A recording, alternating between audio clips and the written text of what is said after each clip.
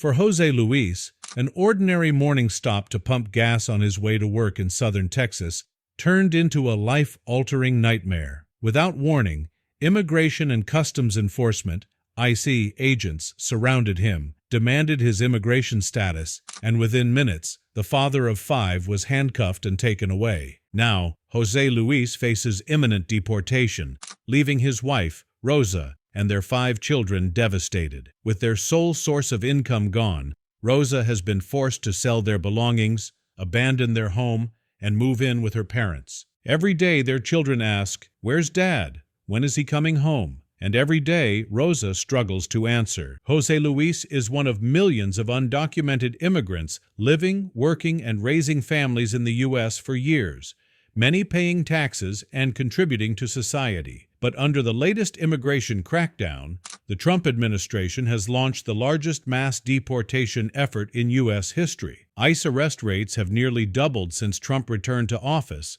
averaging 710 arrests per day, up from 311 under Biden. Over 10,000 people have already been deported, with military flights widely publicized by the White House. Guantanamo Bay is now being used to house detainees, highlighting the scale of the operation. Communities across America are living in fear as ICE raids turn restaurants, job sites, and traffic stops into deportation centers. Parents hesitate to send their children to school, fearing they might never see them again. For Rosa, the impact of her husband's detention has been devastating. The business Jose Luis built to provide for his family is now gone. Struggling to survive, she has had to sell 2 work trucks, pack up her home, and uproot her children's lives. "There was so much going through my head when I found out," Rosa said. "All the payments for the house, the kids. I don't know what's next." Their children, ages 11, 9, 5, 4, and 2, were all born in the United States. Until that fateful day, they were just like any other family, living their version of the American dream. Now, their dream has turned into a nightmare. Rosa has only been able to speak to Jose Luis a few times since his arrest. She desperately tried to raise money for legal fees, hoping to fight his deportation, but there is no bond, no court hearing, just immediate deportation. They told him there was no option to see a judge. "He will be deported," Rosa said, her voice breaking. She is not alone. Thousands of families are experiencing the same fate, their lives upended overnight with little recourse.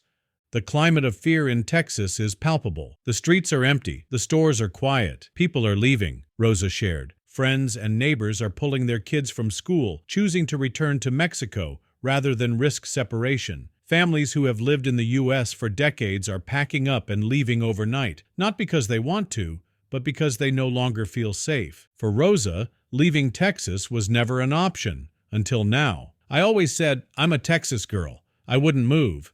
But now, I don't know anymore." She never imagined this would happen to her family. "We've been here for a long time. This has never happened to us. I'm just speechless." The mass deportation effort has led to thousands of families separated, with no path to reunification, children left without parents, confused and traumatized, local economies impacted as businesses close and workers disappear, entire communities in turmoil, unsure of what the future holds. While immigration policy remains a polarizing issue, one undeniable fact is that real people, mothers, fathers, children, are suffering as a result. Jose Luis's family is just one of thousands who have been plunged into crisis, and as the crackdown continues, more lives will be shattered overnight.